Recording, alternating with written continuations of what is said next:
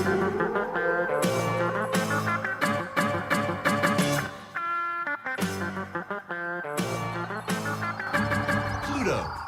and gentlemen, it's time for the Schmoedown Rundown. Introducing first, KRISTIAN, Janisch, and the host of the Schmoedown Rundown, Brad Gilmore. What's up, movie trivia Schmoedown fans? Welcome to the Schmoedown Rundown, the official action show for the movie trivia Schmoedown. My name is Brad Gilmore, but you might know me by another name.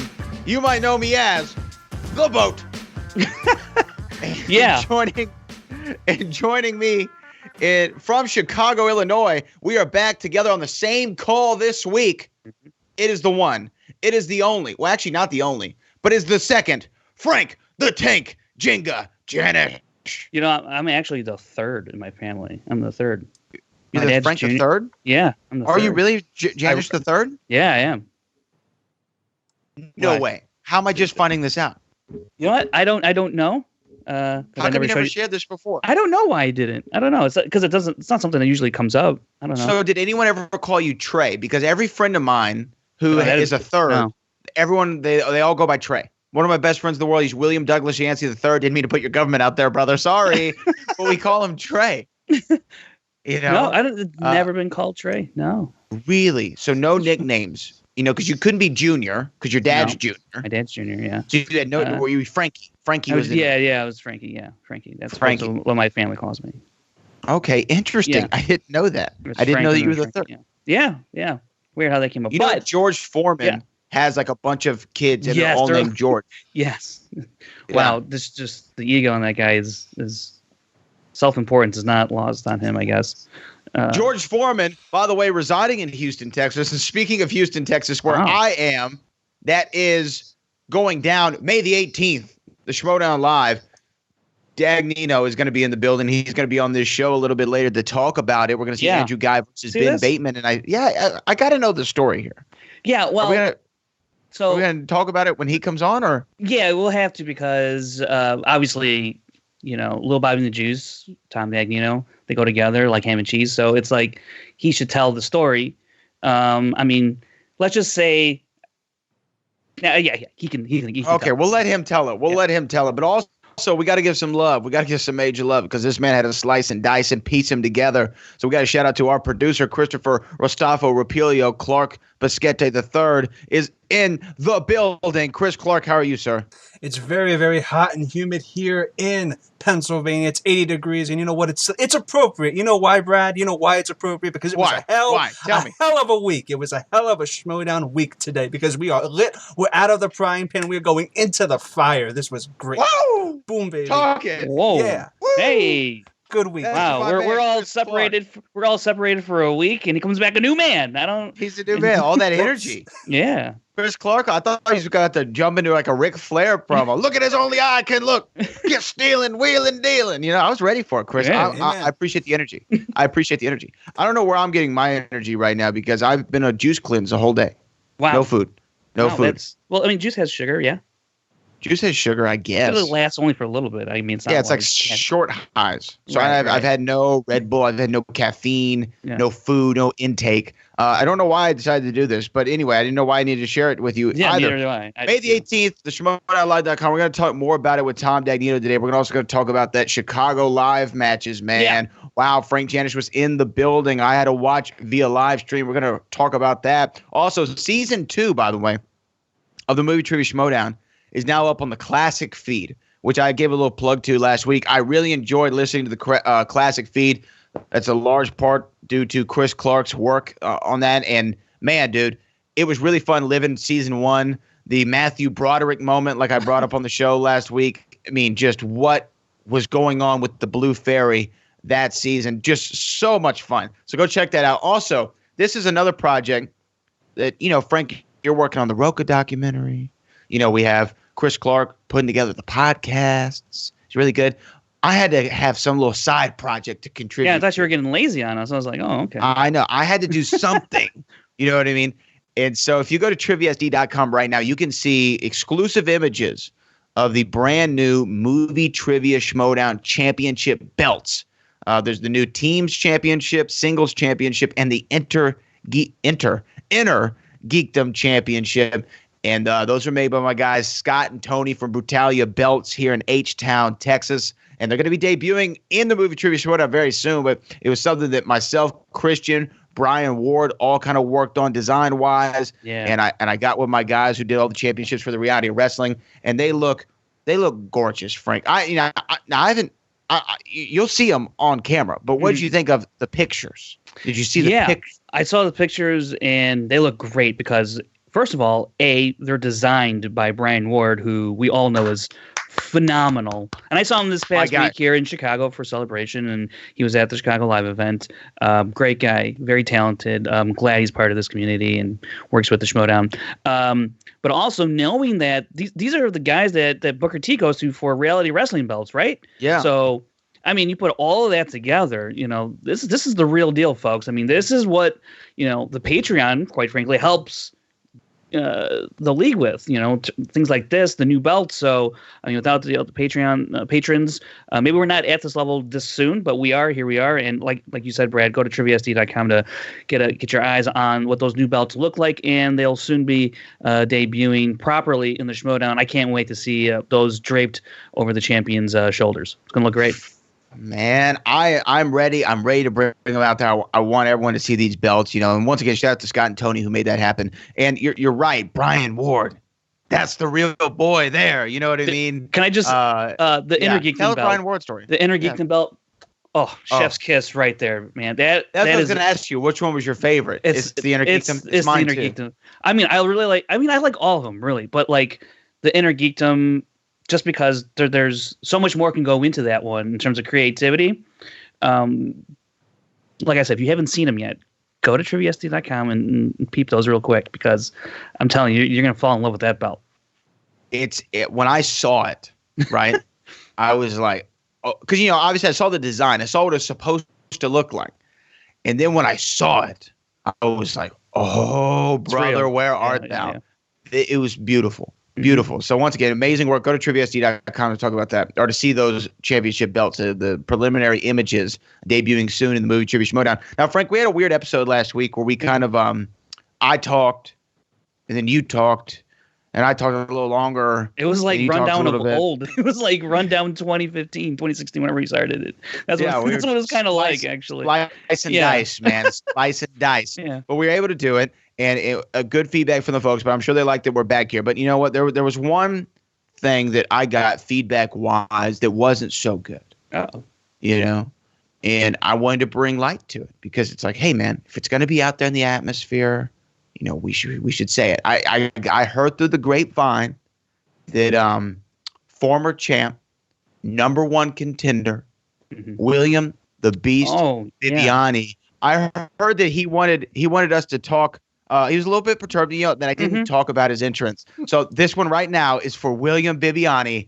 Bibbs, I'm talking about your entrance. Now let's move on to that Star Wars Fatal 5-Way because that was the first match from the week. It was very insane. There's five competitors. Now, Frank, you were there at Star Wars Celebration, right? Yeah.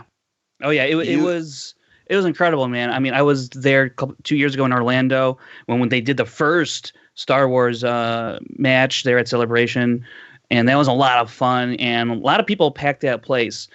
So I was expecting the same here in Chicago, even more so, just because the Schmoedown has grown leaps and bounds since they did it in Orlando, and I was not disappointed. Once again, the room was packed. Once again, we had to turn away a couple hundred people seriously, away from the door because the room was at capacity like that. It just goes to show you the appetite the Star Wars community specifically has for this trivia format and this atmosphere. But there was just a lot of actual Schmoedown fans through and through there, and it was an amazing crowd. Yeah, man. I just got to see it. Obviously, I wasn't there in the building, but you could tell the energy, especially when Christian was like, "Are y'all ready? Now let's get ready, or it's time for the movie trivia." Yeah. I mean, everyone did it with him. I mean, sing along with The Rock, right? I mean, they all sang along, and it was really. I felt like I was missing out, and self-admittedly, I'm not the biggest Star Wars fan in the world. I love the movies. I talked about it last week. I'm not the biggest fan. I like to watch the movies. The trivia knowledge, names of planets, sleazebagus, stuff like that. That's not gonna. Sure. I'm not gonna retain that information. I'm just not going to. I know a couple. I know like Naboo and Jakku and. You know what I mean? Okay, yeah. They're all great planets to me. I know about the Death Star. I think that was a big deal in Star Wars. I think I've heard about it once or twice. Yeah, it's a minor character. It was like the main thing in a couple movies, right? Something like that. I don't know. They were trying to stop them, stardom, whatever. But I still love watching the Star Wars matches. I still get into it because, just like with any sport, I don't know anything about rugby. But when I throw on rugby, I automatically have a team that I'm pulling for, and the whole time I'm trying to figure out how the hell do you play this game. And then when someone scores and wins, I'm like, hey, I was rooting for that team. I was invested. That's my point. My point was I was invested in this match. And what did you know? Okay, we know Scrimshaw. We've seen Scrimshaw in the league before. Tell me a little bit about all the other players. So as everyone got pretty excited for was So as we know, everyone got choked up for Janisch. It's just Star Wars. Don't get choked up, brother. I know. I love Star Wars so much. It's still real to me, damn it. I'm still experiencing it. Actually, I kind of am experiencing Celebration still because I just had to go back and watch all the matches from that past week, and so it's like reliving the weekend again. And then I was watching all the coverage I missed when I was at the convention on Star Wars YouTube channel. Anyways, Molly Damon was, as we all know, is wife of Alex Damon, the current Star Wars champion, and she was, so everyone was pretty psyched to see her in it because, Alex had always talked about that Molly helps him train, and, just through pure osmosis, what's she going to absorb, what's she going to know. And so people were really excited to see her compete because she's also very involved in the Star Wars Explained channel as well. And then we had Andrew De La Monta, who was the patron. He auditioned. He was announced months ago that he's going to be competing in the Star Wars division. And so we knew that. And he also put out kind of like an introductory video. It was on Twitter and Facebook. If you saw it, then you know. It was a very clever video, very cool.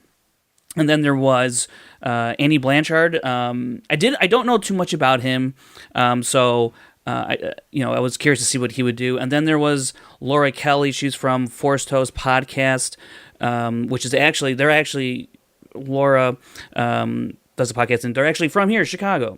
So I listened to their podcast and checked them out and see what they're like. And so I was curious to see how she would do because on the podcast they would at the end of their episode they would practice trivia because they were practicing because she was practicing for the Schmoedown. So I was really curious to see how that would translate. And I mean, for those who've seen it, you already know it translated very well for Laura Kelly in the first round. There was great first rounds, but not really. I mean, it was a fantastic first round all across the board with Molly, Andrew, Andy, and Scrimshaw. So it was exciting to see it kick off the way that it did. I mean, 45 total points were scored by all the competitors in round number one. Pretty impressive. They all came to play. Kelly obviously off to an early lead. Now let's get down to she had a perfect round. I mean, she bested Scrimshaw. She bested, Molly Damon. I mean, like that's a pretty incredible debut. So I don't want that to go unnoticed. Yeah. Joey Scrimshaw, was he the odds-on favorite? Yeah, he was a favorite because he competed before in the league, and he'd gone toe-to-toe with Alex Damon before, and he had effectively beat Knapsack in that triple threat back in LA when the other live event. Yeah. So all eyes were on Scrimshaw to take this, but when you keep that framed, and then you see what Laura Kelly did, she just comes in here and blows the door off the place, 11 points with the bonus. Then you're going, well, maybe Scrimshaw's got his work cut out for him, and so it made for a pretty exciting start. Now, at one point, Molly Damon had a pretty good lead on everybody, score-wise, when you're looking how it was all playing out. I thought, man, wouldn't that be great? Husband versus wife. Didn't work out that way. Let's talk about the Elimination Order, because Molly actually went out first, right? Well, Andy, he dropped out after the second round, but in the third round, Molly was the first to go out in the third round. Unfortunately, Andy, he ended up with just 7. Couldn't pick up anything in that second round, but I mean, there was tough competition because Andrew De La Monta, I mean, he answered the first 9 and couldn't get the last one to get the perfect round. So I mean, he was playing really good. Even Molly, and Joe and Andrew DeMonta, they all had 9 in that first round, playing really well. Second round, pretty much the same thing. No one missed. I mean, Molly missed 1 in that round, but it's still very solid. She got a couple questions. Her and Laura Kelly got some behind the scene questions that I thought were that really kind of tipped the scales away from their favor a little bit, because it's not particularly something I think you're prepared for in terms of Star Wars trivia. I mean, it's fair game, don't get me wrong, but I think when it comes at you, it kind of takes you by surprise, because I know it took me by surprise a couple times. Yeah, I mean, okay, I can't begin to speak intelligently about the subject matter. I know, though, when I saw, was it Mixed Bag came out after Molly spun away from Heroes and Villains, I was like, Mixed Bag sounds like a crappy category in Star Wars, just because you do not know, but she still does well in it. I mean, everyone essentially does well except for Blanchard. I mean, he just couldn't. Empire, that's just not his thing. Yeah, man. He got a lot of Empire was his Remember the Titans. You know what I mean? Yeah. It just wasn't his thing. You gotta call sign questions and things of that nature, so which can be difficult if that's not your bag. I mean, so he got a tough break. So what are you gonna do? Yeah. So, but round 3 elimination order went like this. Molly Damon out with 25 points. Kelly, who had the perfect round in round number 1, boom, out with 28 points. And then help me out with the name again. Demolanta, yeah. Okay, I knew I was gonna mess it up. Demolanta out with 29 points, and then Scrimshaw, though, man. Last question.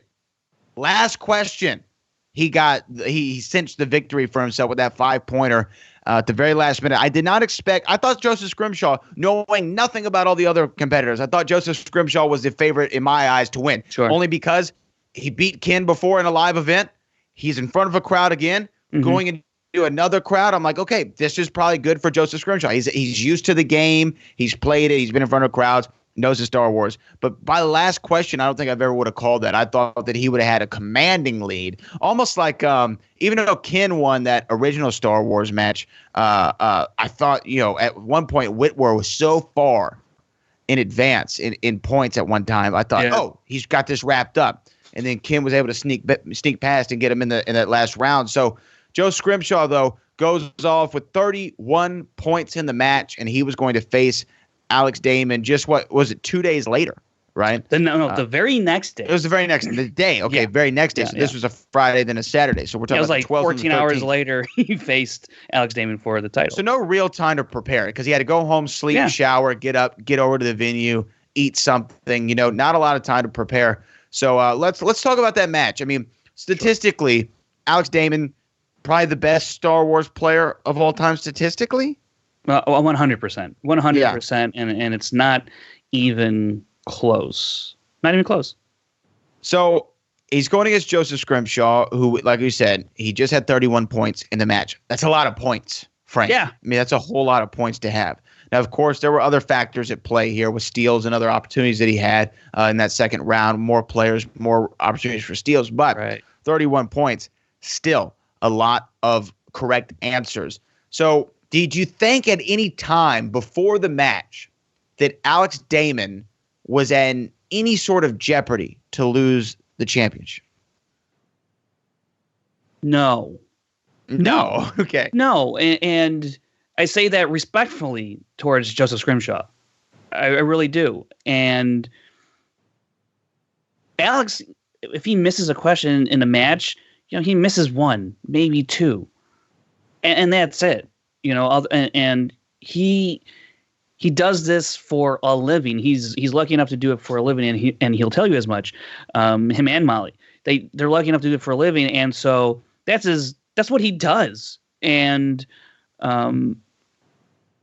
given since he entered the league, I forgot, someone had just told me, I forget this dude's name. I wish I could remember right off the top of my head, but I can't. But he went back and he looked at that match, the Fatal 5-Way match, when Alex Damon, Joseph Scrimshaw, and Sam Weber and Steele Saunders, and I think it was Geek Girl Diva, I forget her name, Shauna, I think her name is Shauna. He went back and said something happened with a steal or a question or something like that, and had a certain thing on a different way. I forget what it was. I should go back and out. But anyways, had Alex been granted, because something happened with a steal opportunity, and Alex, it was a multiple choice, and he never switched it off his board. But had he been given the opportunity to, he could have possibly picked up the point. Had he done that, he would have beaten Sam Witwer. So I mean, he's good even in like mistakes, I guess you could say. But the guy is untouchable, and getting in because we're talking about the match now, the title match now, right? So the first round between both Scrimshaw and Damon, I turned to, I was sitting next to PJ Campbell, friend of the show from PJ Campbell Show, which I'm on once a week. Anyways, I was like, dude, I think we're destined for overtime here because they both went 11 for 11. It was incredible to watch. And once again, I was invested. Now, let's, I guess, set the scene a little bit because this was the first match of two, really a co-main event. Because you can't have a preliminary match when it's a championship match. It was a co-main event here. So this is the first of two main events. And what was, though, the crowd like? Because, so I think that Chicago sold so well because it was during the Star Wars Celebration weekend. And we knew there were going to be a lot of Star Wars fans, a lot of fans of movies and film in the, area of Illinois, Chicago, Illinois. So there were a lot of people there. How many, though, do you think were amped for the Star Wars match? Was it just as many as the main event? I guess my question is, was it half and half Star Wars? Was it 70% Star Wars fans coming over from Celebration to watch the championship match and the Odd Couple? Like, did you get a sense of the breakdown of the crowd at all? Yeah, so one indication was when Emma asked how many people there were patrons. And there was a hefty amount of people who cheered and raised their hand. So that tells me they were there for both of them. But I think even if they weren't patrons, I still think probably like 80% of that crowd was pure Schmoedown fans, and maybe the other 20, maybe 10% were just there for, or found out about it because it was a Star Wars match. Because, this thing sold out just a couple days before Celebration kicked off. So I'd like to think that an overwhelmingly majority were both fans of the Star Wars League and of the Schmoedown proper with the teams and all that. So, I think we got super hardcore fans there, and you could tell. So the vibe was great. Break me down the overalls, because we could go through the championship round by round, but I really want to talk to Dagnino, where we're gonna have some lengthy time with him. We got to talk about the Who's the Boss match, but I don't want to gloss over anything with Alex Damon, greatest Star Wars player of all time, and then you have Joseph Scrimshaw going for that championship. Give me just overall statistically, how did they both play, and then what was the final result?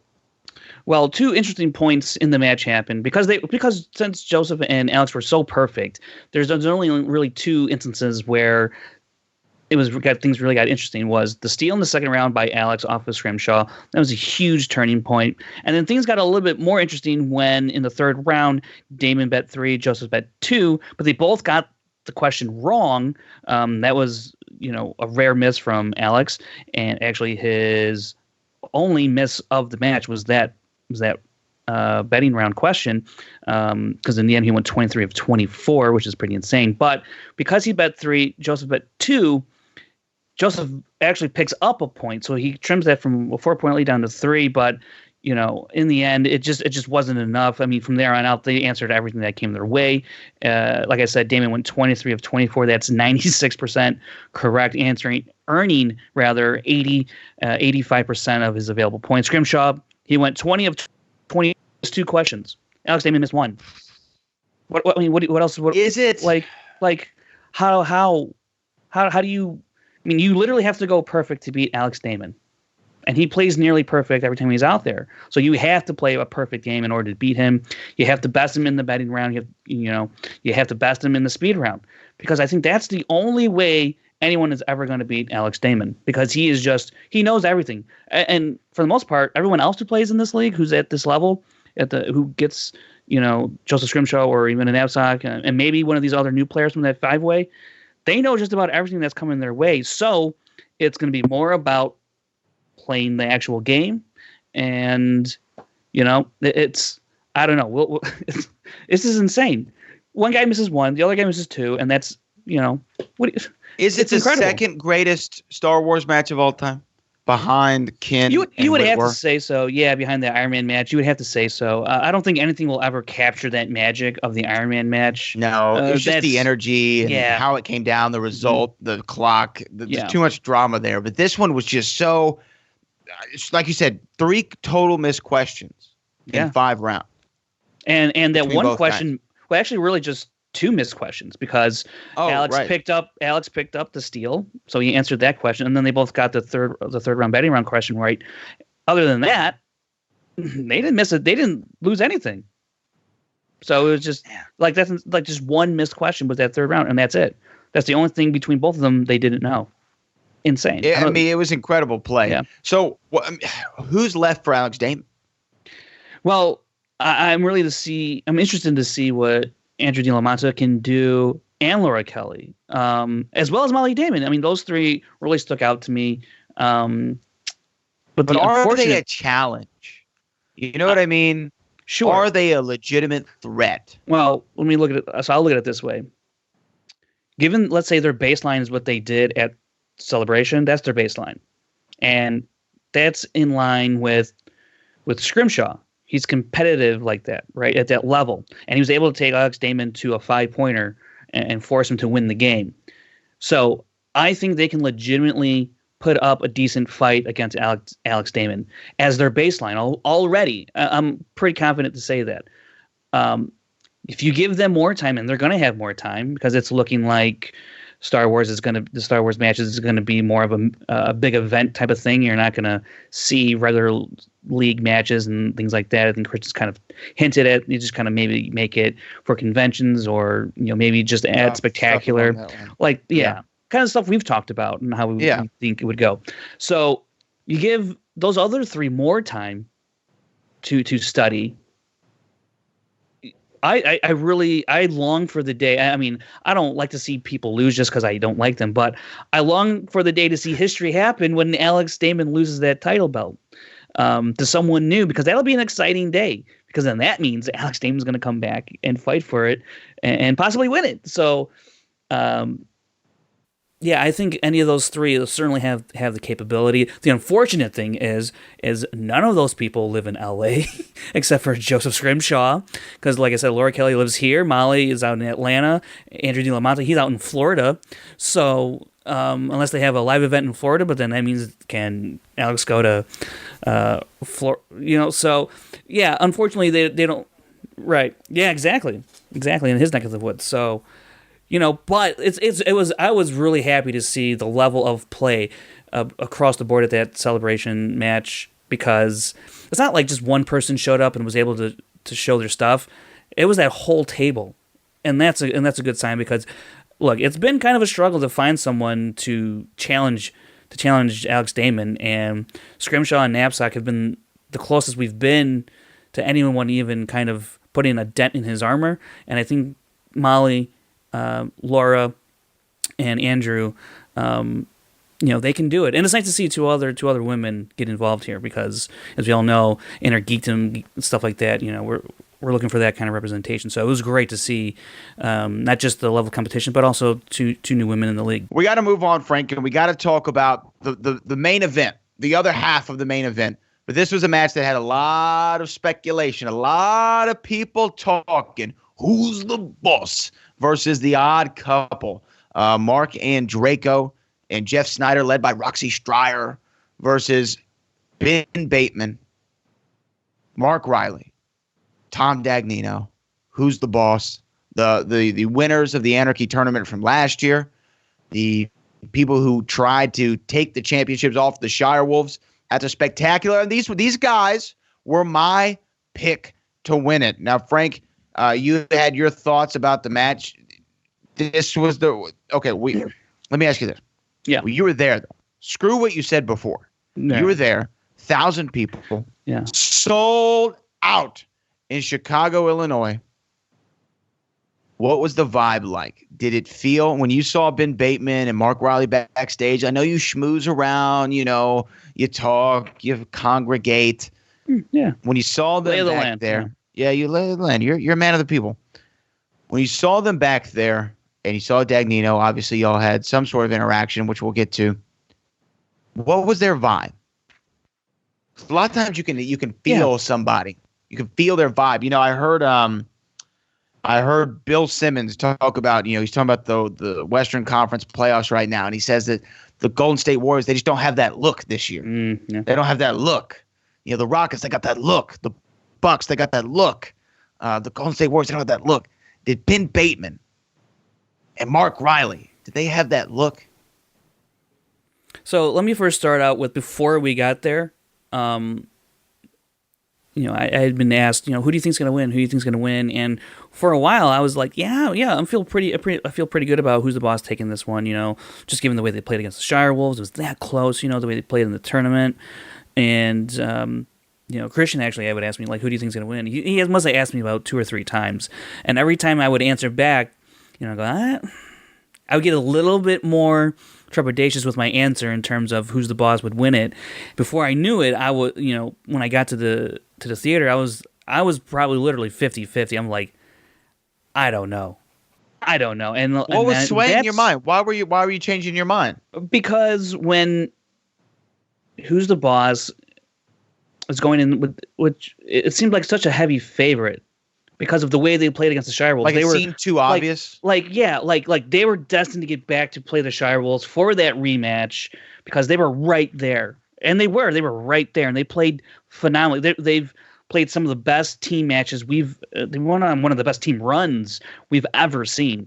In fact, their PPE rate was higher than the Shire Wolves, given the same amount of matches. So that shows that they're really good in the second round, and they capitalize a lot with 2-pointers and don't go to multiple choice that much. That's what that means. So it's like they're dangerous in that level. They're great first-round players. And then I start thinking, if Andrejko gets hot, this is a completely new ball game. Because he's an up and down player. I've said it before. You said it. Everyone knows this. He's up and down, and he'll say the same thing. He has his up and downs. And yes, the game is based a lot on luck, and it's kind to him and not kind to him, almost like 50-50. 50% of the time. So as I was going in there, and Jeff Snyder, he's been around the block. He's a Hall of Famer, team champion, so he knows what the deal is. And it's just like, man, I really don't know. It's a live setting. Anything can happen. You don't know how someone's going to react to that juice coming out of the theater. And yeah, they've been in front of crowds before. Ben Bateman certainly has. And, Jeff Snyder, he's no stranger or shy from the spotlight. And, but you don't know how it's going to affect anybody. And I just thought this thing is way more tight than previous, because even when you look at the accuracy rates for both teams, Odd Couple's like just around 70%, and who's the boss? Ben and Mark Riley, they're like at 82%. I mean, that's a huge discrepancy, or disparity rather. And live event, number one contenders match, it's on the line, and things can get hairy. Things can get hairy real quick, especially with the wheel. Odd Couple definitely had the potential to do it, so that was on my mind leading into the theater. When I got to the theater, I think most of the people were kind of the same way. They're like, I don't know, they can go the same way. But when you look, I didn't really have that much interaction with, because I don't like to talk to those who are playing. I don't want to talk to them before. I don't want to like bother if they're like in some kind of mode or anything like that. Right. I don't want to mess that up. So I really don't. I kind of look and I've seen Riley and Ben and seemed pretty relaxed. Snyder was loose as a cucumber. I mean, like, this dude was ready to go, and Mark was really excited just to get a shot at beating Bateman again. So, I mean, they were really going in there for blood. And Mark Riley and Ben Bateman, I don't know if they were tightening up, but they didn't seem too worked up over it. But they seem relaxed and like, here we go. So, I think they're excited for the opportunity, and then the match kicked off. Yeah, let's talk about it. Round number 1 goes down. It is 12-14. Odd Couple with a 2-point advantage. Those 2 points in a match like this, off top, could mean everything. Yeah. With the way these two players are, two teams are, these 4 players. You have Mark Riley, 2-time champion, Mark Andreyko, who could have been champion if he just have watched Ready to Rumble. You have Jeff Snyder, who's been a champion and one of the greatest team champions of all time. Then you have Ben Bateman, who's been knocking on the door of championship gold for a minute. I don't know if y'all were able to hear that, but I was knocking. I did hear on that. the door. I did hear that. Okay, good. I'm glad that it was audible. He's been knocking on the door of championships here, and I just thought with a 2 or 3 point. Was it 2 or 3 points? 3 points. I'm sorry, 3 points. With 3 points, that is a major difference. 3 points could mean everything. 3 points, brother. Talk to me, Frank. This, like I said, if Andreyko gets hot, this is a completely different match, and he did. He went perfect. His first perfect round ever, by the way, and in teams. Or at least with a 8-question format in the first round. He did it obviously in his match against Bibbs in his debut, but that was 6 questions. So, and then you have Snyder. I mean, everybody else had 6 points, and he was just 3 questions better than everybody else. And it was his day, and he's got family in the crowd too. So, I don't know. Maybe he needs some family in the crowd to really get that mojo working for him. But he had a phenomenal first round. I mean, he pulled out some answers that were crazy. Getting that bonus question, whatever that director's name was, like, holy cow. I don't know how do you get that answer. But that's what told me that this is going to be a hell of a fight, because there really isn't anyone better than to have as a teammate than Jeff Snyder going into a second round. Because that dude is a gamer, and he plays hard when he wants to, when he's focused, when he's locked in, and he's hungry. He is dangerous, especially in that second round when he has the opportunity to collaborate with someone and utilize multiple choice if they have to. So I knew that Who's the Boss was going to have to play a damn near perfect game from there on out to catch up and to take a lead. So after that first round, I was like, dude, it is on. It is on, and everyone's kind of on tilt at that point. Yeah, man. 3 points, big discrepancy. We're going into round 2, though, and I'm with you. We're on tilt. I'm watching. Like you said, I got the Thin Mints in hand. I'm watching. Yeah. Who's the Boss spins, and they get spinner's choice. Huge. Talk about a swing, man. When that came up, I said, okay. We're back in it, because Who's the Boss? They were my pick. They were my pick, and I made no bones. And a lot of people's picks too. Yeah, most they were the favorites. I mean, obviously they were the favorites. Mm-hmm. They get spinner's choice. I'm like, all right, this is Steph. He's starting to get hot from behind the arc. Steph and Clay are about to hit these threes, right, brother, and it's going to be over. And spinner's choice. They select movie release dates. They go perfect. I mean, they get them. Here we go, and we're off to the races, man. And we're back. I'm telling you, because I watched both matches actually from the side of the stage. I was backstage off to the side, and I'm just there with everybody else, and it's standing on the stage, and I was mostly where Dagnino was, and he's trying to figure out what to do, like what's going on, and how to approach the match strategy-wise and all that. And you can see him. He's working things through, the scenarios, whatever. Just he's doing his thing. And everybody else around is just kind of just like, man, this could happen. This is because, when you have such high expectations as the Who's the Boss has, especially expectations that Ben's placed on himself, right. It kind of heightens everything when things don't go maybe a particular team's or player's way. But when they get movie release dates, you go, here we go. And then they get the first one, second one. And before you know it, they pitch a perfect round and they go, all right. They just threw it right back in Odd Couple's face. After Mark Andreyko had a fantastic first round, 15 points. That's an insane number to get after a first round. And it was like, Who's the Boss got socked in the face. Who's the Boss came right back and punched him right back in the mouth. So it was awesome. It was awesome to be there to watch that. And most of the time when you see a spinner's choice and they go perfect in round 2, okay, things are looking like it's going to go their way. But then, man, the Odd Couple goes up. They spin Kate Blanchett movies? Yeah. Okay. And apparently this is something that they had talked about pre-match, Kate Blanchett. So you could say the stars were aligned that night in Chicago, but they take it. And Snyder said in the post match, which we'll talk about the post match interviews, they were bonkers. They said they talked about it, and he trusted Andreyko, and Andreyko was pulling out answers left and right out of nowhere seemingly for a vast majority of the night. They missed one question, and they didn't even get burned on that one, so they scraped by. I mean, that right there is a difference maker potentially for Who's the Boss, and just an incredible rebuttal from the Odd Couple to Who's the Boss's perfect second round. Man, now we're going into the final round here, Frank Janisch. The Odd Couple gets 10 points in Kate Blanchett. They're up now by 1.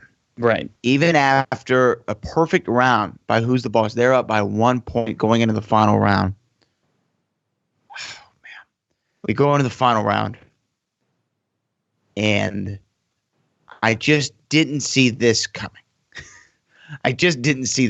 Break it down for me, Frank. How did round number 3 play? Yeah, so there's a couple things that there's one major thing that really just caught me by surprise, that really just stumped me how it could happen.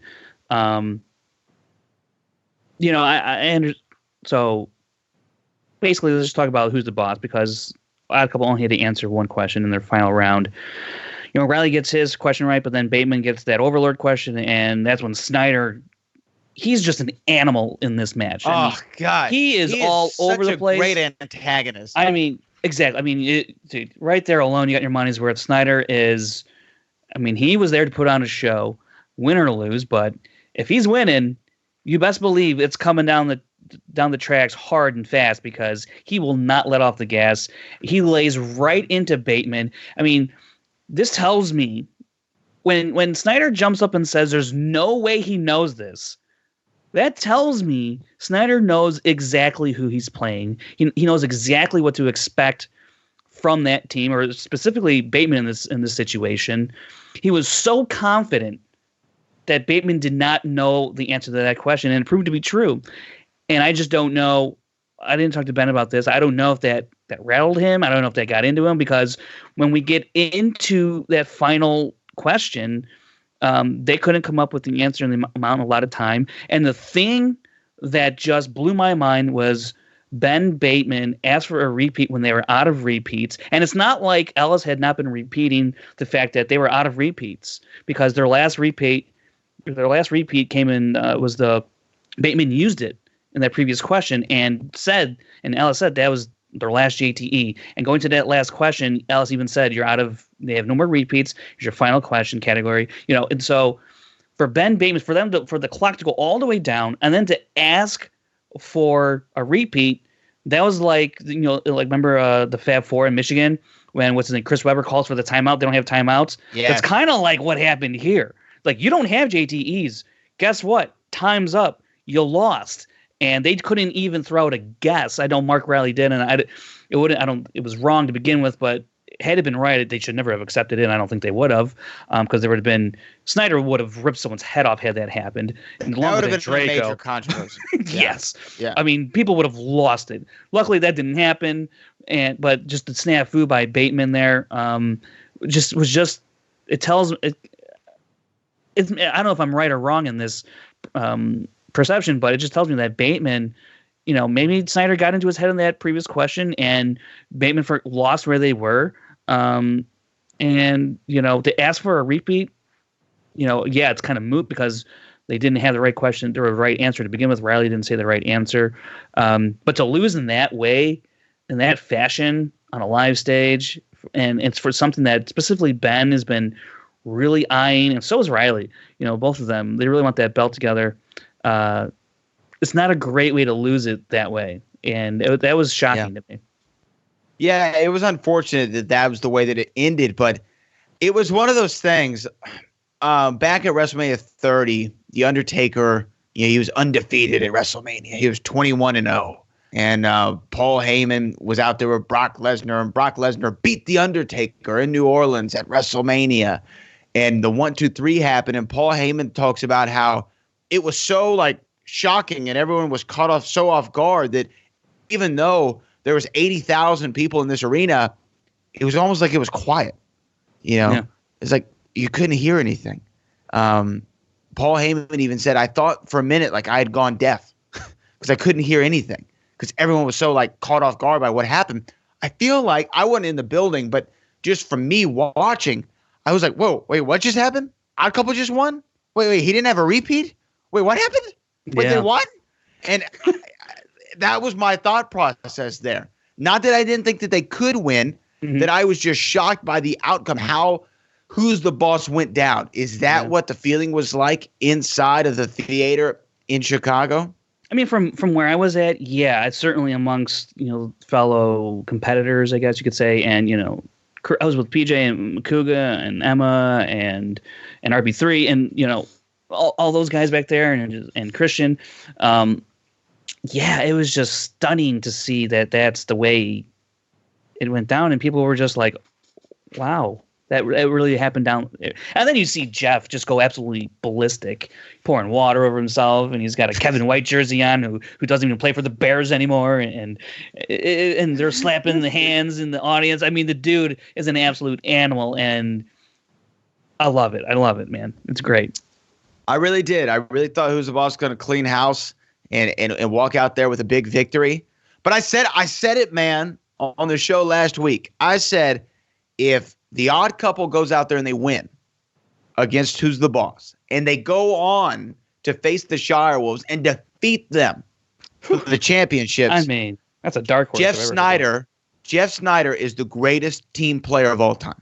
If that happens, I don't think that there's a debate. He's the common element in bringing two teams to championship glory. He's still one half of the greatest team. He'd be the first to do it. He's still one half of the greatest team of all time. It would be incredible if they go out there and do it. And that's my question. Does the Odd Couple beat the Shire Wolves? I think it depends on one thing. I think it depends on one thing. What kind of Mark Andreyko we get? 100%. 100%. And that's the thing. Can Andreyko, strike gold twice, 2 matches in a row? I don't know. I mean, yes, he played for the singles title last year, but you have to remember in that number 1 contenders match, he was in a prime position to lose that match had it not been for a collapse by Janine. She was in position to win that thing, and she missed some questions that that she wishes she didn't. Obviously, that she could go back and redo it. Had she done that, we're not talking about Andreyko and Bibiani going for that title. You're 100% correct about what Andreyko we're going to get. I just don't know that, as Andreyko he went 9 for 9. He could easily go 4 of 8 next match. I mean, it is that Jekyll and Hyde with him in the first round, especially. He's got Jeff to lean on in the second round, and Andreyko knows his stuff, but he's got to get pretty lucky in the things that he knows. He's got to hope that they fall his way in the first round, and whether he answers a 2 or 3 pointer. So if he can give 6 points, that's all he's got to do. I think in that match, he's got to give 6 points. Snyder, he's generally around that 6-7 point range. He's had a couple of perfect first rounds. He very, very well do it against the Shire Wolves. It wouldn't shock me. I mean, Snyder steps up in big moments. The thing I'm also really curious about is we saw the Snyder at Chicago, the antics he was using. That shit ain't going to fly with the Shire Wolves. That stuff ain't going to fly. I don't know, man. No, look. Listen, I don't know. Listen, that stuff is not going to bother the Shire Wolves. They're going to sit back and go, okay, are you done? Because we're going to answer some trivia while you're expelling all your energy. We're right here. Look, I think that you're right 99% of the time. I think you're right 99% of the time about the Shire Wolves. Jeff Snyder, I don't want to sound mean. He's a very specific and distinctive kind of annoying when he wants to be, right? Like he's like that mosquito that you don't know where it's at, but it's somewhere hovering around you, and it's just all you can focus on. And then, next thing you know, Boom, he stings you. Boom, he stings you again. Boom, boom, 2 more bites. Next thing you know, you're thrown off your game and you thought you had a repeat that you didn't have. I would agree with you had we not seen the composure we saw from the Shirewolves against Critically Acclaimed. If I didn't see that team, the way Listen.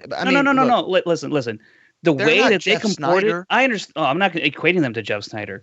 What I'm saying is, I'm more or less extrapolating here. I'm saying, had they not comported themselves the way that they did, had they had not had that demeanor in which they did against Critically Acclaimed, and we talked about it, it was like a completely different level of presence that they had in that match.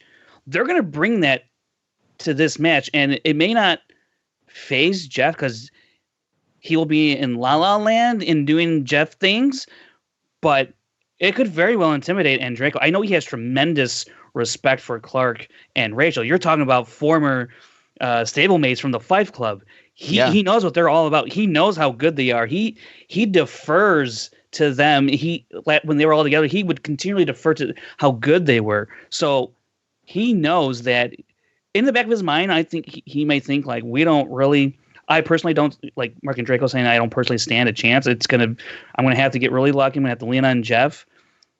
I just think the Shirewolves, Clark and Rachel, they've seen it. They've been around it. I mean, I think more than anything, look, Rachel and Clark will say, we don't really have that much left to prove. I think they want to beat Snyder bad. And Draco just happens to be his teammate. I think they would love nothing more to beat Snyder and just to shut him up. And because, he was on the Patriots, the greatest team of all time. And Clark has said it just as much. It'd be great to snatch that title from them. Reach, go the 9-0, defend the titles numerous times. She said just as much that she would love to reach those heights and to beat someone who set that mark, whether it's not the whole Patriots, but just one half at least. And given the way that Snyder acts in the Schmoedown, oh man, come on. You cannot tell me they're salivating to beat him, but they're going to play their own game. They're going to play their game, and it's going to beat Snyder.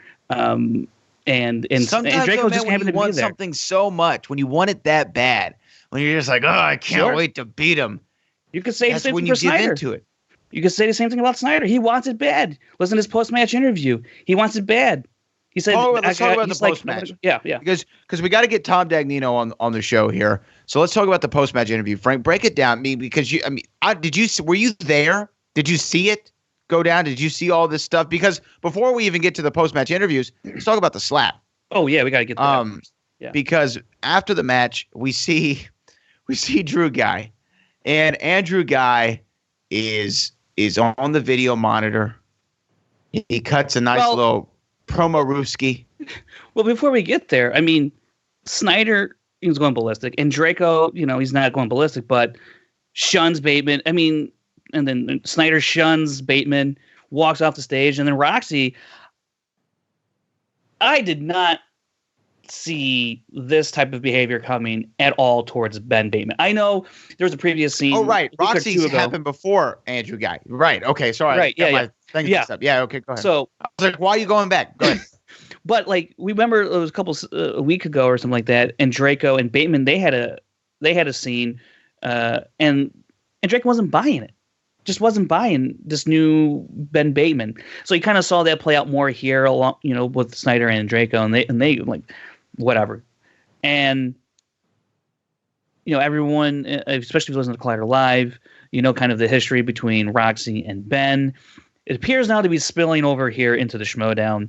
They were a couple, right? At some point, right. For people who don't know, right? And that's as far as I know, and that's as far as I think I need to know. And so that was what was established here, right? So for her to just, I guess, take a cue from Snyder and Draco, because we later find out kind of her motivations behind the slap with the post match. But man, let me tell you, that slap, I mean, it's good enough to be on a soap opera. It was that real. I mean, whoo, you could hear. I mean, it echoed throughout that theater, man. And I was backstage, and you could hear it. I mean, the crowd lost it, and it was just like, lay it in, kid. Man, she laid that thing in, man. She did. And then Andrew Guy pops up. Then we saw Andrew Guy. So we saw the slap, which was very WWF 2001. Stephanie McMahon boom, hit you in the face, Dad. I don't love you, type thing. And then we saw Andrew Guy, which was the best. He pops up on the screen, and he's because it was never explicitly stated, but he was in Ben Bateman's house. I mean, that's what he says. I don't know what Ben Bateman's house looked like, so I don't know. It looked nice. Yeah, it looked like a nice house. And there was a dog, which I think is his dog because I've seen that on Instagram. So, and he had Ben Bateman's dog with him. No, I think that was actually Andrew Guy's dog. Oh, it's Andrew Guy's dog. Yeah. Oh, I got the feeling it was Ben Bateman's dog. Andrew Guy, I think he just got him. I saw him on Instagram or whatever, so I'm pretty sure. But nonetheless, he brought a dog into Ben Bateman's house, I guess. I thought it was Ben's dog. Anyway, doesn't matter. We saw Andrew Guy. He starts cutting this promo like, Ben, you're a loser. Essentially, you can't just pull off the big one, and now your girl's slapping you in the face, and everybody's just kind of, he's piling on, essentially. He's twisting the knife right to the side of Ben, man. You know what I mean? There was some real wrist action with that knife, and essentially boils down to May the 18th. It's going to be the end of you in Houston. You're no longer going to be able to play in the singles tournament. It's over for you, Ben. You can't beat me. You can't beat Andrew Guy. This is the guy who knocked off your partner, Mark Riley. This is the guy who knocked off Dan Murrell. Yeah. Andrew Guy, he's got some names on his list, man. And I don't know what's going to happen May 18th. And the other thing is, at the end of this message from Andrew Guy, he hollers at Roxy. I was just like, it's the best. He's like, hey, girl. I was like, oh, man. I'm telling you. Honestly, if Ben doesn't put Andrew through a table, I'll be shocked. It's like, I think the roles really need to reverse. Win or lose, Bateman's got to do something to Andrew Guy. So maybe not if he I would wins, say the odds are Ben Bateman wins. I would say right now are probably the odds. But man, you don't know. It's what we said about Dan. It's what we said about Mark. And had John Roca not gotten Westerns, I think it might have turned out differently for Roca too, brother. Has there been a player ever in the history of Schmoedown that's had to deal with more mental games in a sense, whether it's, he's dealing with Andrew Guy. He's got to deal with this loss now. Then he gets slapped by Roxy. He has all this pressure on himself to win a belt this year. And he seems to be getting further and further away. I mean, he previously lost to Andrew and McWeeny. I mean, has there been more mental obstacles anyone has ever had to hurdle? I mean, you could say, I guess, John Roca might be the close second, but I just feel like Ben Bateman, dude, it's mentally fatigued. I don't know. You remember when Rachel, we would say, I had a crazy comment now looking back at it. Is Rachel Cushing like the Buffalo Bills? I get right there, but I can never close the deal. No, that's not true anymore. I was wrong about that one, and I'm glad that I was. But is this the Ben Bateman now? Right? Is he Mr. Kelly in the quarterback slot? Is he Jim Kelly? Can he just I can get there. I can't win, but I can get there. Yeah. I don't know, and I agree with you. No one's had this much. Your partner turns on you after the biggest loss of your career and the biggest match of your career against the Shirewolves at Spectacular. He throws you through the table, tackles you through the table, and then your ex-girl slaps you in the face in front of 1,000 people. You lose match after match after match, especially in these live events. You're not doing the greatest. Yeah. May the 18th, man. I don't know. I think we got to hear what Tom Dagnino says, but let's talk about real quick the post-match interviews. Okay, what key points? What should we point out here? Yeah, so we'll talk to Tom more about it, but basically, Jen obviously goes and finds Dagnino, Ben, and Riley backstage, and Dagnino says, look, they went fair and square. But this whole thing with Roxy is like, what in the world's going on here? We can't have this nonsense going on. I mean, and that's pretty much the gist of it. Yeah, Who's the Boss is upset they lost, but this Roxy stuff is just completely unnecessary. And did we hear any more from Roxy? Let's talk about what Roxy's motivations were. So Jen, we followed Jen behind backstage. You literally saw what was like backstage, following Jen, going down the stairs through near the green room area, and she finds the odd couple and Roxy, brings them into the room and goes, "Yo, what's going on?" And Roxy goes, we won. What do you mean? Just like, we won. Like, nothing else happened. They just won. And I was like, no.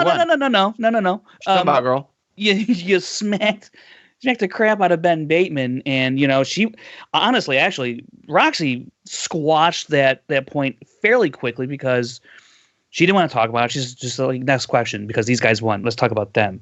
And that's a good manager move. Yeah, but she made it about herself. Right. No, you're absolutely right. She made it about herself when she slapped Ben, but now she's she's trying to pass it on to, let's talk about the outcome. They had an amazing win, which they did. And so they talked about that a lot. And, Snyder is just crazy as ever. And Draco was grateful, and he's a little bit more cordial and seemed to calm down. And, Roxy was just, it's all about moving on. It's like, but she did talk about how things in her past with Ben, kind of drove her to that point. And that's when we're getting a little bit more personal. And then we're, the world's personal lives and the Schmoedown are colliding. And, that was something, that I didn't think we'd ever really see here. And it seems to be happening here. And now Ben Bateman's got to deal with it. Shoot. It takes a lot, man, to put it all out there like that and have everybody commenting on your situation, man, and we'll see how it goes. I've already read some of the comments on the video and some of the things that people are saying. And what are they saying? There's some real good ones there, but I'll share this one with you since it's a public comment, so anyone can read it. Someone said, "This is a disgrace to the Schmoedown. You can be as salty as you want, but leave that at home. You don't have to embarrass someone in front of 1,000 people and still be considered a decent human being. And this was too real to be part of the act. Snyder and Roxy, buzz off. Ben Bateman's going to destroy Andrew Guy." Hey, I don't know what to tell you. I'm curious to see actually more of the fan reaction to this, because earlier in the week on Tuesday or Wednesday, on Collider Live, you saw Riley and Roxy. They're sitting at the same table, and this is just days after that event. And they can't really talk about it because of the spoilers and stuff like that. They're gonna talk about it on Monday, Collider Live. So if you want to hear more about this hoopla, tune in to Collider Live on Monday. I'm certainly going to, because I want to know what the hell's happening on. Brother, I am gonna be. I want to see what else she has to say. I want to see what else she has to say. But you know what? Who else I want to hear? I want to hear from somebody. We got to get him on. He's the man. He's the myth. He's the legend. He is the man known as Finstock. Bobby Gucci-san. So much more. Let's go to Gucci-san. Let's go to Tom Dagnino right now. And when you talk about the Chicago match, when you talk about all the things that we saw occur in front of nearly 1,000 people in Chicago, Illinois, you got to talk to one man. And joining us on the line right now, he is the founder and creator of Little Bobby and the Juice. He is one of the greatest managers in the history of the movie trivia Schmoedown. He is Bobby Gucci, a.k.a. Bobby Finstock. Mr. Dagnino, how are you, sir? First of all those things you said were right. I'm doing pretty perfect, man.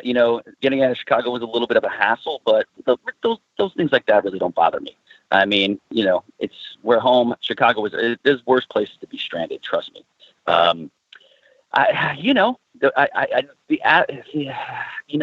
The audience was so electric and so amazing, and we were primed to win that match. And unfortunately, these guys came in real hot, and they took us out. Unfortunately.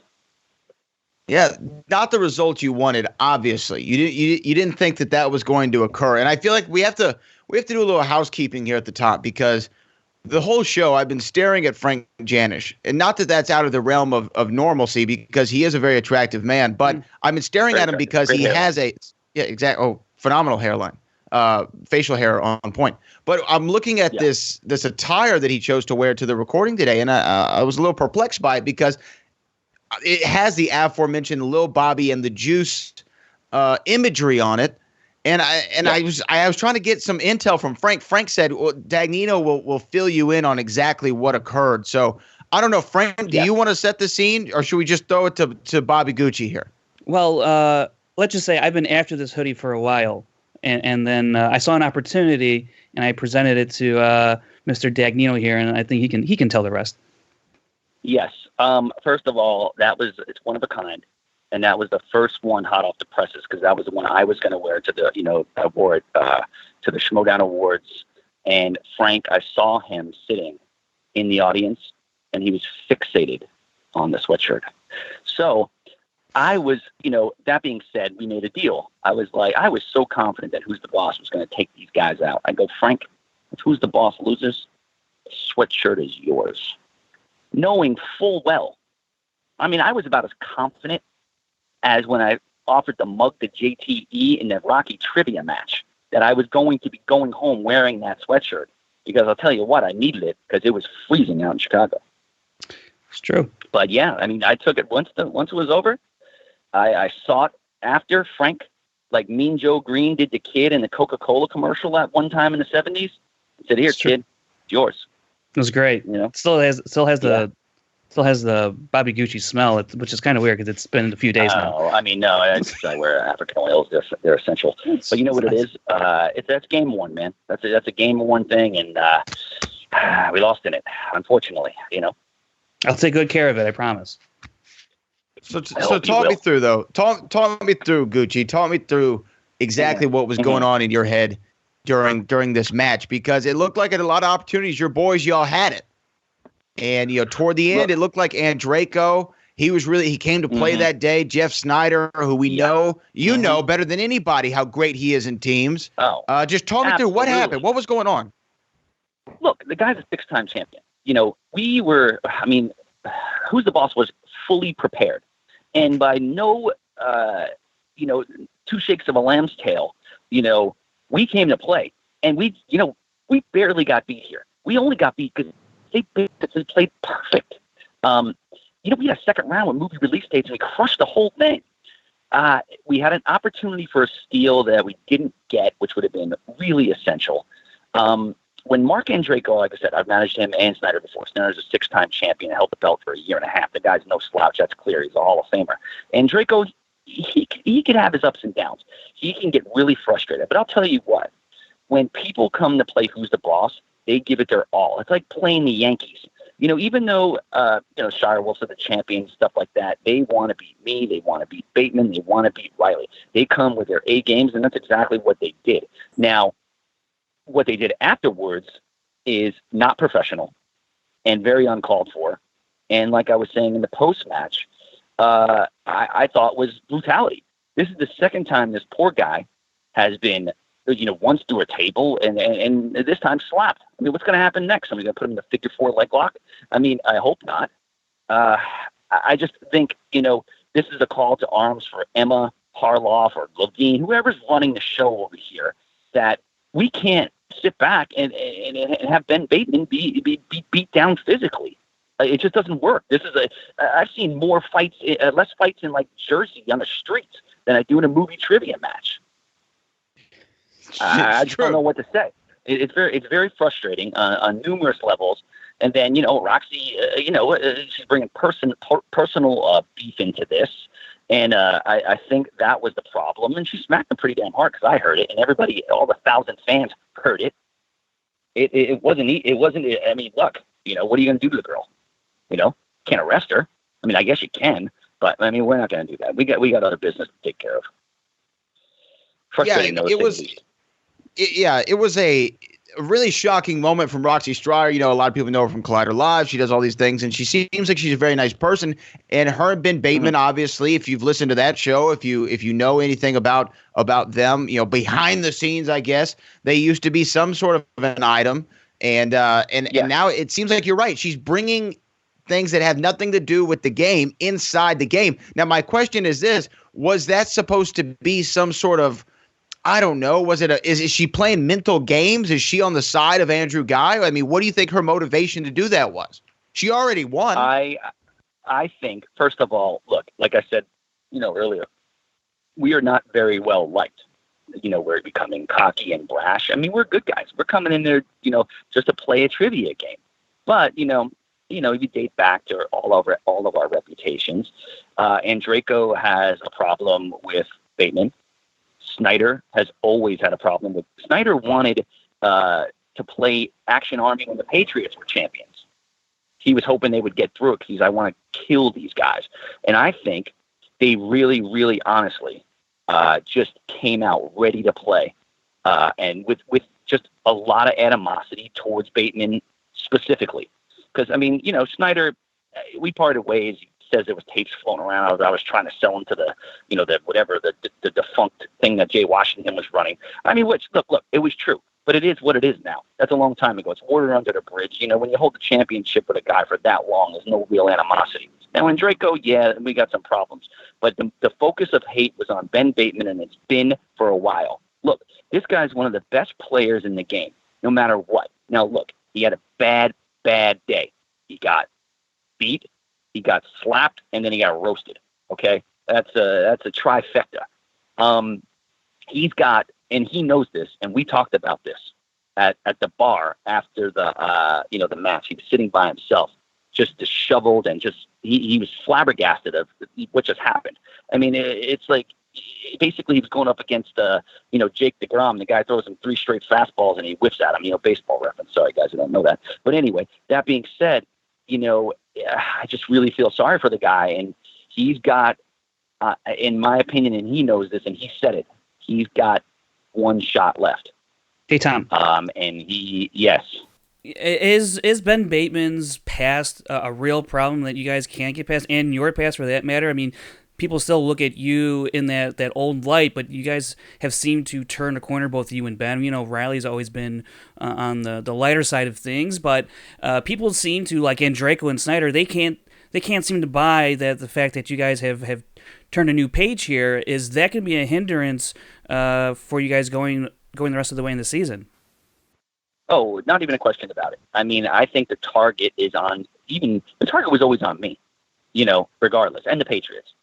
But now I would say the biggest target, Ben Bateman has the biggest target on his back in the Schmoedown, and everybody who plays him is bringing their A game.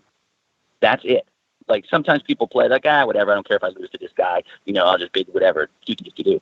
But, you know, I think he has the biggest target. I mean, this guy has books with trivia laid out in it. He won't go out on a Friday night just to practice. I mean, this guy he's so on the cusp of being a legend. And I've thought under my tutelage, I could definitely get this guy forward. Like, pushing Riley forward was something that was pretty easy because he was already to the promised land. But when you sit back and somebody who's not there yet, and he's failed on a couple of different instances with Team Action when they had that big run, he just can't get over the hump. But I think, like, to state what you were saying, Frank, the cockiness of him early on in the Schmoedown, coming in as a brash rookie, really rubbed a lot of the veterans the wrong way. And the veterans are Draco, the veterans are Snyder, you know, and everybody else who he will play eventually, you know. So we're going to see what happens with Guy. Bateman knows it's do or die against Lady Gaga, that's for sure. And you bring up Lady Gaga, Andrew Guy, who, you know, I'll be honest with you, Dagnino. I like Andrew Guy. I like Ben Bateman too. I've always liked them both. I love them when they're together. So this is hard for me to root for one or the other. But Andrew Guy has been doing a lot of dastardly things, living up to his name. And you say Ben Bateman has one more shot. He's got one more shot at it. And that shot's going to take place in my home court, the Booker T World Gym Arena in my hometown, Houston, Texas, on May the 18th. Tickets available at theschmoedownlive.com. But these two, this is what I'm worried about. These two are going to not only be going one-on-one in a trivia match, they're going to be doing it inside of a wrestling ring. We've seen them go through tables. We've seen Andrew Guy spear people. Roxy Stryer slapping Ben Bateman. I don't know how we're going to be able to bring this all in. It could be chaos May the 18th. I 100% agree with you. And I am petitioning the Harloff and Emma to possibly, and Sam Levine, who's the singles commissioner, to possibly have security there. I'm not kidding. Andrew Guy is a felon. He is a lunatic. He clearly broke into somebody's house and possibly stole their dog to do that interview, because I know where he lives, and that's not it. Because I've been scoping them out, just making sure of everything. But when, you know, if you break it down, this guy down to a purified morsel, he's a maniac. He's a big problem. And he's running with a guy who burnt an iconic mask, who's a complete moron. I know Clark doesn't want to hear that, but Burnett's a moron. Okay. And then, look, McQueenie's a nice guy, but they need him. And, you know, me and Bateman almost took them out. We fell short there as well. So, I mean, barely. And Bateman's losing by the skin of his teeth here, the John Carlos Stanton, the whole thing. I think we need possible security. Now, look, I'm an honorary member of the Ghetto Boys, and I could probably get Bushwick Bill there or Willie D. So I think we might I don't know if Guy's going to test those guys, but who knows? It might throw Bushwick to a table. So I don't know if I'm going to place that call yet. You know what I mean? Well, Bushwick Bill through a table would be pretty iconic for the movie Trivia Schmoedown. Yes, I love how the Ghetto Boys, H-Town legends, of course. Scarface, by the way, real name Brad. Just throwing that out there. We're kindred spirits. Is it Brad Simpson? It's Brad Jordan, I believe. I believe it's Brad Jordan. But songs bumping Houston, like Scarface produced them. But not to be too punny here, but it seems like Ben Bateman's minds have been playing tricks on him. You know what I mean? And I feel like he gets right there. He gets right there. And can he just not close the deal? Is he not CC Sabathia? Can he not get the job done when it's the bottom of the ninth? Well, let's hope Halloween falls on a weekend here. Look, here's what I'm going to say about Bateman. And all those things you're saying are totally right. They really honestly are. There comes a time where you end up being, William Bibiani, a guy who just can't close. Now, he did win a championship, whatever. And but look what the guy did in the free-for-all. He went like 40,000 rounds and still lost, poor guy. But anyway, that's just him. I mean, obviously Bibiani, I'm not in his circle and never will be. So, he can keep it to himself. But I would honestly think, just like I said, to reiterate what you were saying here, yes, I think there's not just a monkey on Bateman's back. There's a whole zoo. And unless he's able to shake Guy here, I don't know if we'll ever see him again in the Schmoedown. I don't know if he can come back from this. This is an absolute must Game 7 win for him with his back against the wall and going up against whoever, Hulk Hogan in his prime or something. But because Guy has such momentum right now from beating him when it was me and Bateman versus him and McWeeny. I mean, we took him to the wire, and Guy beat Merle. Guy beat Riley. This guy was doing amazing things. Look, I'm not going to take anything away from Andrew Guy's ability to, one, entertain, two, psych out the people he plays with, and just talk louder than everybody else. But I don't know if he has enough to beat Bateman, but I'm starting to question my managerial skills to not get this guy over the hump. And what we're going to do is spend the next month training, blood, sweat, and tears to get this thing going. Yeah, we're going to be working out, running every day. How do you prepare a guy to combat mentally? We're not just talking about trivia, because like you said, Andrew Guy, he can shout to the heavens and distract his opponents. How do you prepare a guy like that? Have you faced any kind of test like this before with the Patriots that you can remember? No, because I thought that the Patriots were so good. JT would jump out of a cab at like 5:15, come out the thing at 5:17 and get every question right. Like the preparation is different with these guys. Okay. Snyder and JT had a cockiness that was just unexplainable. They came in and were going to kill these guys. They have no chance. And I believed it, and everybody believed it. So we just go there, psych them out mentally and just destroy them with trivia knowledge. Now, Riley, like I've said before, has been to the mountaintop. He just needed to rediscover what he was missing, and I brought that to him. Bateman, on the other hand, who is, like I said, I think he has potential to be the best player ever if he can just get through this barricade mentally. And I think it's a mental barricade right now. It's not trivia knowledge. It's definitely not trivia knowledge. It's a mental barricade. Now, with Ben's strategies going into the matches, do you think that's been a benefit, or do we need to change up the strategies in terms of how other players look? Because players have kind of caught on now. Yes, you're 100% right, and I think people know that. It's like I said, it's like going up against somebody 30 times in a row. You know what's going to happen. You know what they're going to do. You know their stall tactics. You know the way they're going to operate with their JT rules. You know what they're going to say to you. I think what my goal is before Houston is to get him out of his own head. Because the only person who can beat Ben Bateman is himself. And that's nobody else beat Ben Bateman in his losses. The only person who beat him was himself. Now, if in fact Ben Bateman, let's think about it on the positive side. Ben Bateman beats Andrew Guy. What do you hope for? What do you hope for Ben after that match? Let's look to the future a little bit here and look on the brighter side of things. Well, I think that catapults him. I think he's going to find that confidence he needs after he beats this arch enemy guy who has just been roasting him left and right. I mean, he borderline put the guy in traction, I think if he can get over this hump, this is the hump he needs to get over. And then he's going to have to deal with Snyder one-on-one or Andreyko again, or who's the boss in a rematch just to get back at Roxy as well. I mean, nothing you can do. She doesn't play trivia. And I mean, I don't, he's not going to do other things. I mean, he needs to settle all the scores here. He has about, what we got left in this month? I mean, this year, 9 months or something like that. Whatever it is, who cares? Yeah. But anyway, that being said, he needs to rectify everything this year. And I think he can. I mean, is that too tall of an order? Because this year I've talked to Ben and saying, hey, this is the year I'm going to get a belt. But he's come up short. This past match, obviously, I mean, his ultimate goal is to get a belt. Yeah, he wants to be the first 3-time belt holder.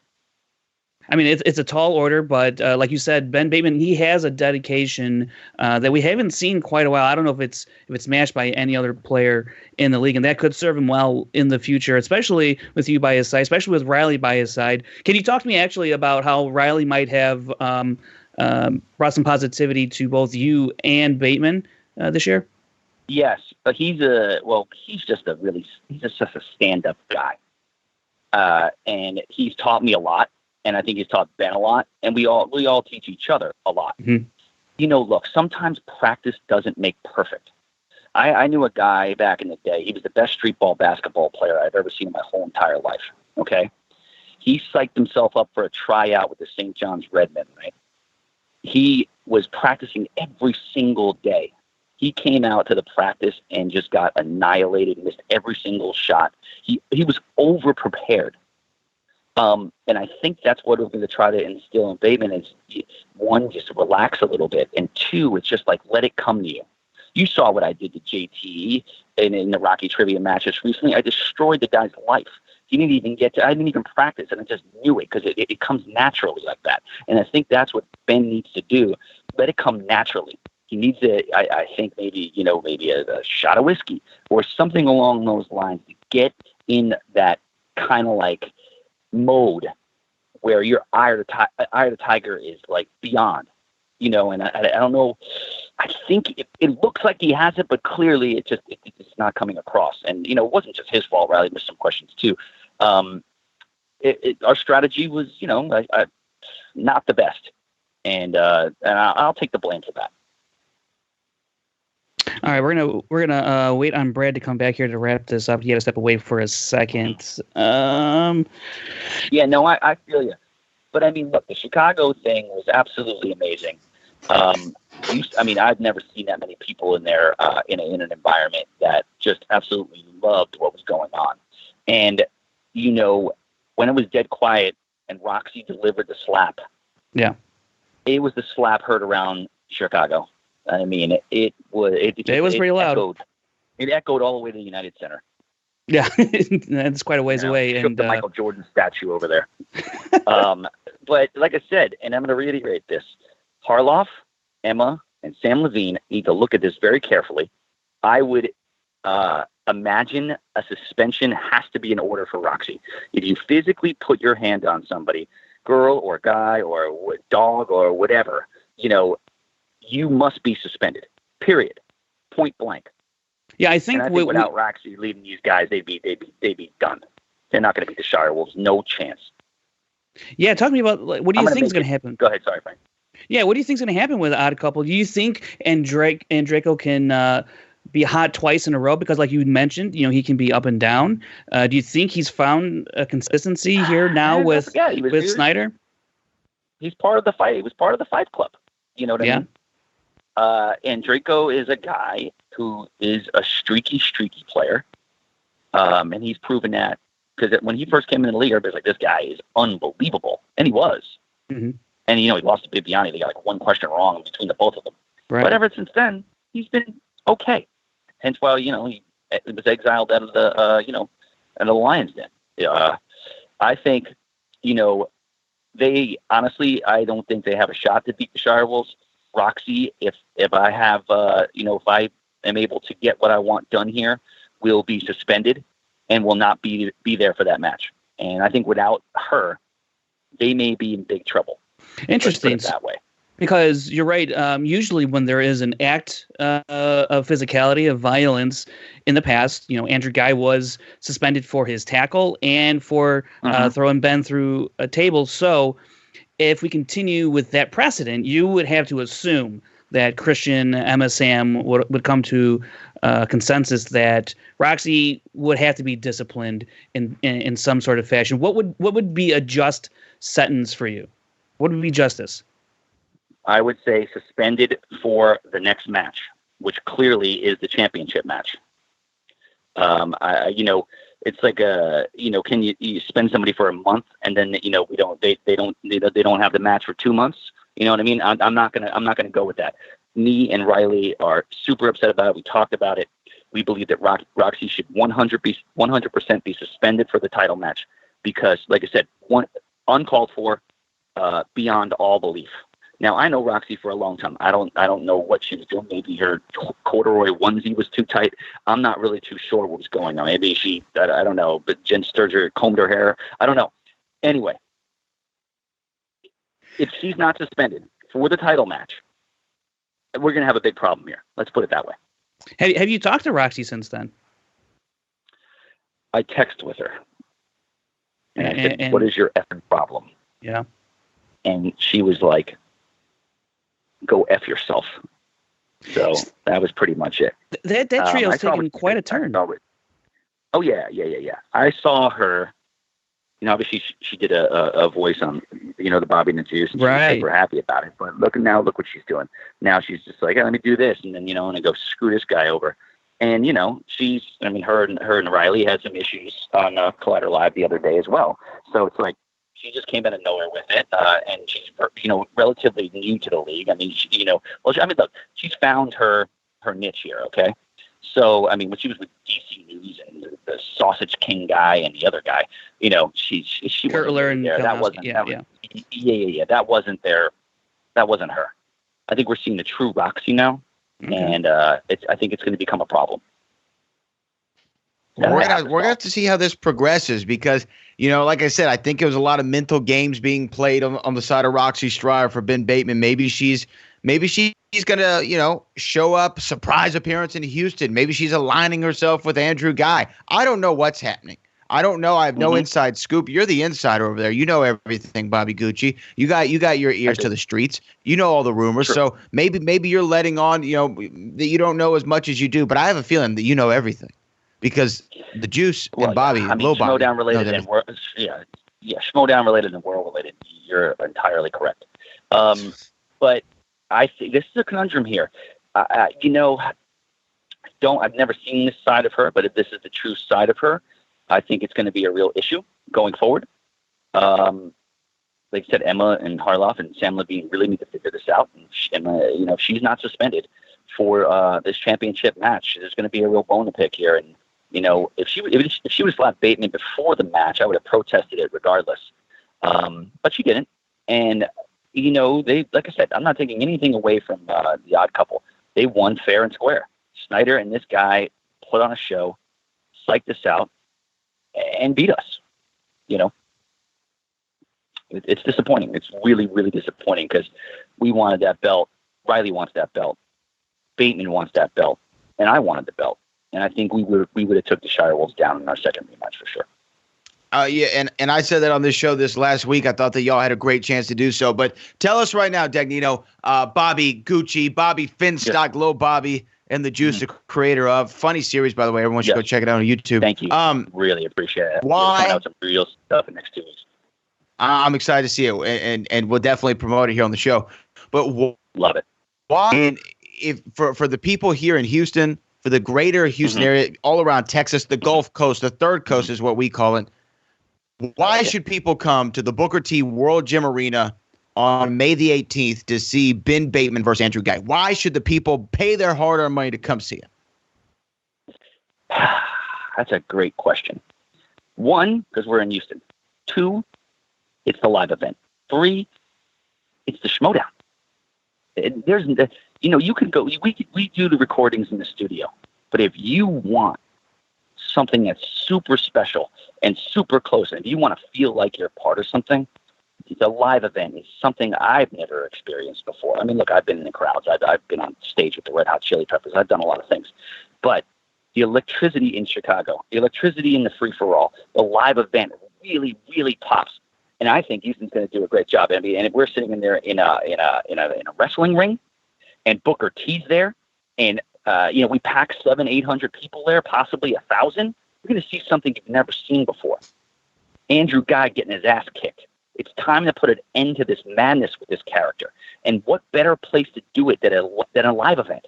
You don't want to see Andrew Guy get his ass kicked in the Collider Studios. You want to see it on a closed circuit TV in a live event in a box in a wrestling ring. That's my pitch, and I think that's the pitch that's going to work. And I 100% agree with you. May the 18th at the Booker T World Gym Arena, the Schmoedownlive.com for tickets. You're going to see Andrew Guy go one-on-one with the boss, Ben Bateman. Ben Bateman's got one more shot, one more opportunity. Will he capture it? One shot, like Eminem said, Or will he let it slip? That is Bobby Gucci. Let the people know where they can find you, follow you, and find all your great work. For sure. It's a pleasure to be on, first of all. At Little Bobby and the Juice across the social media platforms. The first 3 episodes we put out were very well received. The next 2 weeks is going to be a monumental for Little Bobby and the Juice. We're doing stuff for a web series that has never been seen before, ever.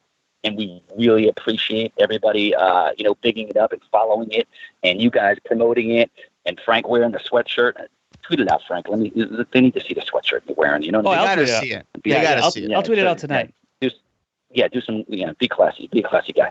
So the thing is, yes, Bobby the Juice, Schmoedown, Houston, May 18th. Like I said, I appreciate everybody watching, and mark my words, you will not want to miss the May 18th Schmoedown. No way. If you want to see Guy get his ass kicked, that clown, you'll see it. And we're all going to be there May the 18th. The Schmoedown Live for tickets. Booker T World Gym Arena. Andrew Guy versus Ben Bateman. Once again, we thank Mr. Bobby Gucci for joining us on the Rundown. Hey, like I said, man, questions are for defense attorneys. Answers are for winners. There you go. That was Tom Dagnino. A lot of stuff said. I didn't expect to talk to the man, the myth, the legend that long, but we did, and I'm glad that we had him on. And I got to say, Frank, I can't wait to see what happens in Houston, May the 18th, the Schmoedownlive.com for tickets.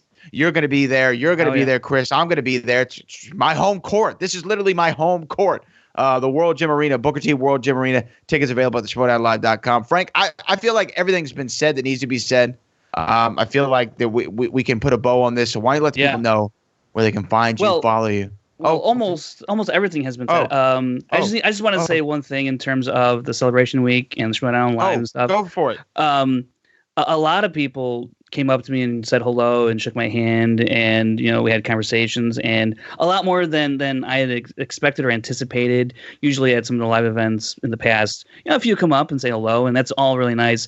I was just really overwhelmed and with the amount of people that came up and said hi, and it was so nice and complimented, our show, Brad, and what we do here. All Chris. my fellow seamen and sailors out there, shout out to y'all. The boat is in the building.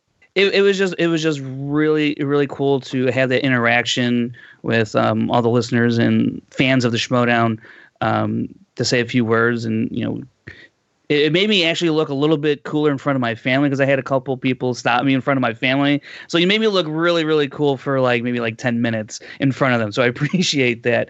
Shout out to you, Chi-Town. Yeah. So Chicago was amazing for for this event, for Celebration. Everyone I met at Celebration, and again at the Schmoedown Live event, everyone was awesome and saying hi, and totally unexpected because we're just this little show here, and we're just doing what we do. We do it for fun, and to know that a lot of you out there listen and appreciate what Brad and myself do, and Chris, works hard on this show to get it going every week. To know that, not just read it in the comments section, but to actually see it face to face means a lot too. If not a little more so, because it's that personal interaction, and to know that, we kind of maybe heighten your experience with the Schmoedown is really cool to know, and gives me more motivation, and kind of gives me a little more energy to keep doing the best we can here on the show. So thank you so much for everyone that came out. Sorry if I don't remember your name. I'm really horrible with names, but one day maybe I'll think of pretty good names. Timer. No, I'm sorry. I'm terrible with names. I can barely remember your name, Brad. I have it written down right here. Well, that is awesome to hear, Frank, and I'm glad that the people out there showed some love and support. If you thought that was one of the sweetest things, I'm looking at all the people around the world. If you thought that was one of the sweetest messages that Frank Janisch ever said, I want to see boats in the comments. Let's leave the boat emojis in the comments. You can follow you though at FrankieJ29, right? You're on the PJ Campbell show. Yeah, PJ Campbell show, and I think and then that's the only show. Yeah, PJ Campbell show. Check that one out. Actually, if you want to hear about my trip with Celebration in more in depth, me and PJ, we talk about what was like, and also some of the Schmoedown stuff. So go and check that out. It's a really fun show, especially if you're a Star Wars fan. Check that one out. Yeah. Go check out our man PJ Campbell. Patrick Clark is what I used to call him all the time, even though that's not his name. See, horrible names. Speaking of Clarks, let's go to Chris Clark. Chris Clark, let the people know where they can find you, brother. You can always find me on Twitter and Instagram at ChrisClark8788. Those numbers mean nothing. And be sure to check out the Schmoedown Classic feed. Season 2 is online right now. Bada bing, bada boom. And you can find me on all social media at Brad Gilmore, but you might know me by another name. You might know me as The Boat. And you can find me there on Twitter, Instagram, Facebook, all that good stuff at Brad Gilmore. And also this Monday on the Hall of Fame on ESPN 97.5 with me and Booker T, we got a big guest. We got a big guest. Brother, what you going to do when Hulk Hogan and Hulkamania run wild on you live this Monday, 97.5 ESPN. Go to BookerTLive.com if you're going to want to watch as that interview unfolds. It's going to be really interesting. But for Frank Janisch, Chris Clark, I'm Brad Gilmore. This is the Schmoedown Rundown, and we will see you next week. Yeah. Okay, cool. Yeah, next week. Shout out to Chips. Chips! I can't get over the fact that you call your followers the Seamen. The Seamen, brother. Jesus.